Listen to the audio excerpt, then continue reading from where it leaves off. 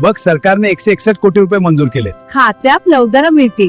हो, ही आनंदाची बातमी आहे. नमस्कार शेतकरी बांधवांनो, शेती ज्ञान सागरमध्ये आपल्या सगळ्यांचं मनापासून स्वागत आहे. आपलं हे चॅनल खास आपल्यासारख्या शेतकरी बांधवांसाठीच आहे. बघा, शेतीतल्या नवनवीन योजना असतील, सरकारचे काही निर्णय असतील किंवा आपल्या पिकांसाठीची महत्त्वाची माहिती असेल, ती अगदी सोप्या आपल्या भाषेत तुमच्यापर्यंत पोहोचवणं हाच आमचा एक छोटासा प्रयत्न आहे.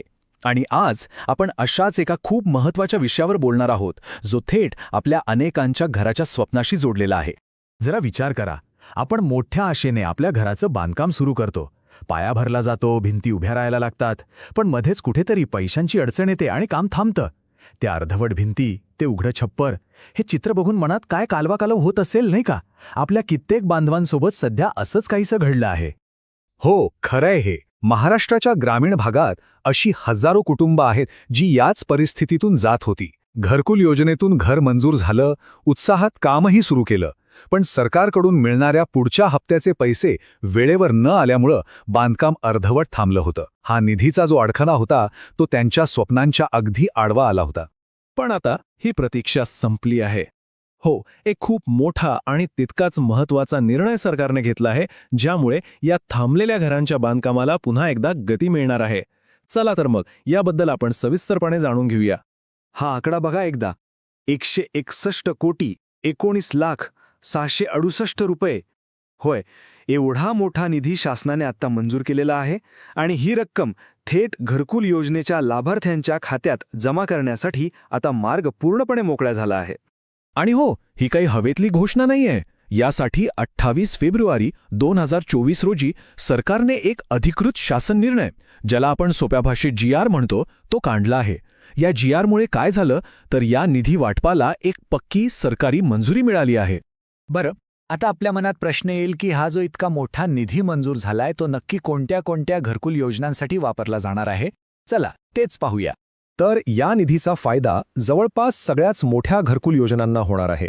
यात प्रधानमंत्री आवास योजना आहे, रमाई आवास योजना आहे, शबरी आवास योजना आहे आणि अगदी नुकतीच सुरू झालेली मोदी आवास घरकुल योजना यांसारख्या अनेक योजनांचा समावेश आहे.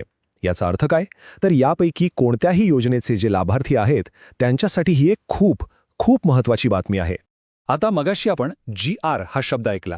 अनेकांना वाटेल की हा GR म्हणजे काय बुवा? तर बघा, GR म्हणजे शासन निर्णय. अजून सोपं सांगतो, जसा आपला 7/12 उतारा असतो ना, जो आपल्या जमिनीच्या मालकीचा पक्का पुरावा असतो, तसाच हा GR म्हणजे सरकारने दिलेला एक लेखी आदेश असतो की हे काम आता करायचंच आहे. म्हणजे एक प्रकारे कामाला मिळालेला हिरवा झेंडाच. या घरकुल योजनेसाठीचे पैसे येतात कुठून? तर यात केंद्र सरकारचाही वाटा असतो आणि आपल्या राज्य सरकारचाही. ह्या वर्षीच्या एकूण निधीमध्ये केंद्र सरकारचा वाटा जवळपास 696 कोटी रुपये आहे आणि आपल्या महाराष्ट्र सरकारचा वाटा सुमारे 464 कोटी रुपये आहे. या दोन्ही सरकारच्या एकत्रित प्रयत्नांमधूनच ही मोठी रक्कम उभी राहिली आहे. चला, आता येऊया सगळ्यात महत्त्वाच्या भागाकडे. पैसे मंजूर झाले हे तर आपल्याला कळालं, पण ते नक्की कोणाला मिळणार आहेत? कोणाकोणाच्या बँक खात्यात ते जमा होणार आहेत? हा निधी फक्त नवीन घरकुल मंजूर झालेल्यांसाठी नाहीये, तर ज्यांना अजून पहिलाच हप्ता मिळायचा बाकी आहे, ज्यांचं काम सुरू झालंय पण दुसऱ्या हप्त्याची वाट पाहत आहेत, किंवा ज्यांचं घर जवळजवळ पूर्ण होत आलंय आणि शेवटच्या तिसऱ्या हप्त्याची प्रतीक्षा आहे, अशा सगळ्याच टप्प्यांवरच्या लाभार्थ्यांना हे पैसे मिळणार आहेत. म्हणजेच काय, तर ज्यांची घरं पैशाअभावी अर्ध्यावरच थांबले होते आणि जे पुढच्या हप्त्याची आतुरतेने वाट पाहत होते, त्यांच्यासाठी हा खूप मोठा दिलासा आहे. आता त्यांचं ते थांबलेलं काम पुन्हा एकदा सुरू होऊ शकणार आहे. त्यांच्या घराचं स्वप्न पूर्ण होण्याच्या दिशेने हे एक मोठं पाऊल आहे.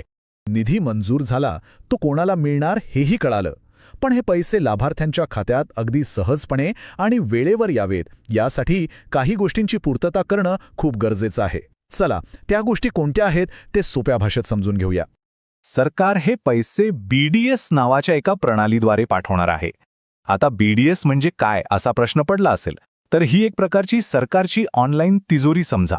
यातून पैसे थेट लाभार्थ्याच्या बँक खात्यात जमा होतात.